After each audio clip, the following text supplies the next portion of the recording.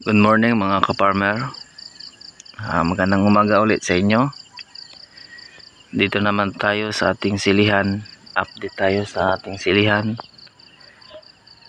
about doon sa pagputol natin sa mga sanga o pagpruning. Dahil nakaraan puro punggos, wala tayong mapakinabangan kaya pinuputol natin. So ngayon, ito na, i-update ko na sa inyo yung mga isang linggo nating pinutulan. Ito no, may mga sanga na siya mga ka-farmer. Ayan.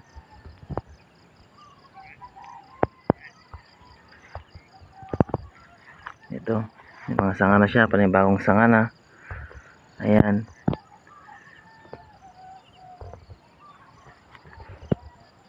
Ayan, nagtubuan na siya ka-farmer. Ito na lang yung alagaan natin. Yung mga sanga na ito na bago. Ayan.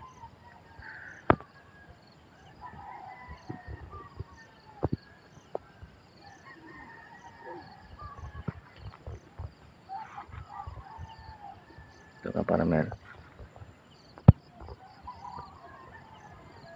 So, magaganda yung bagong sanga nila. Ayan, magaganda. So, sana tuloy-tuloy na ito. After mga isang buwan pa, malaki na ito. Tsaka may mga bunga na ito mga farmer. Update ko rin kayo pag lumaki na ito siya. Ayan, panibagong dahon na sila lahat. Tuloy pala, natapos na namin yung mga lahat. Pagputol, pagpruning. Ayan, hanggang doon sa dulo yan. So, ito na. Antayin na lang tayo ng sunod na update.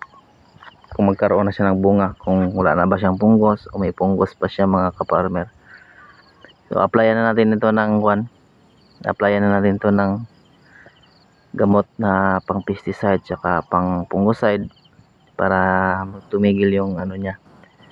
Yung pagkakaroon ng lapnos mga ka-farmer. Ayan. So, hindi ko pa pala ito naabunuhan. Hindi ko pa nalagyan ng fertilizer. Sunod na araw po ako maglagay nito.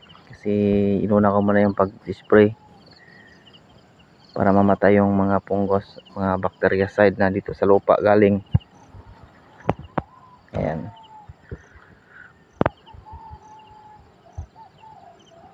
Ganda na siya tingnan. Karoon na siya ng dahon, mga ka-farmer.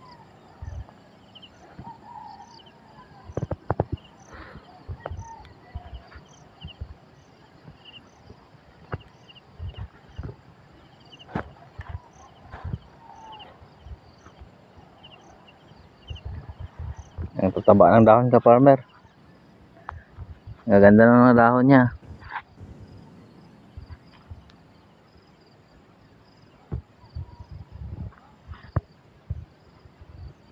Mga farmer.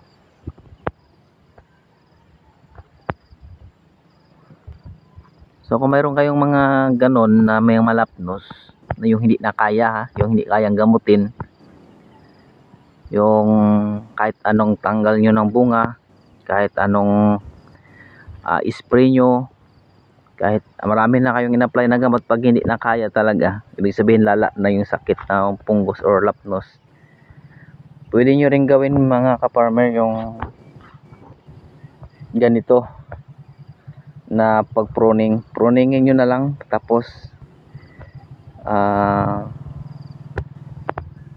ito na lang yung palakihin niyo, yung mga panibagong mga sanga, panibagong mga dahon. Isa nang hinayang, kahinayang man na putulin, pero wala na tayong magawa mga farmer, kasi kahit na antayin natin yan ng mga magagandang bunga, sunod na araw magkaroon naman ng punggos, mas mabuti na lang na ganituhin na lang natin para ayan pakita ko sa inyo mga bulaklak na mga ka-farmer. Ito suwi siya pero nagkaroon na agad siya ng bulaklak. Ayan ito bulaklak niya ayan, madali lang ito, siguro isang buwan, estimate ko mga isang buwan, magkaroon na siya ng mga bulaklak na ganito. Marami na. So, bulaklak, dahon siya, tapos magkaroon na siya ng bulaklak diretso. Automatic yan siya. Ang kasunod ng dahon, bulaklak na siya. Ayan, oh. So, hanggang dito na lang mga ka-farmer yung update natin. Update ko kayo mga next week mga ka-farmer about dito sa ating pag-pruning ng ating silihan. Maraming salamat sa inyong panonood mga ka-farmer. At dito na lang ating video. Sa sunod update ko kayo. Maraming salamat sa lahat.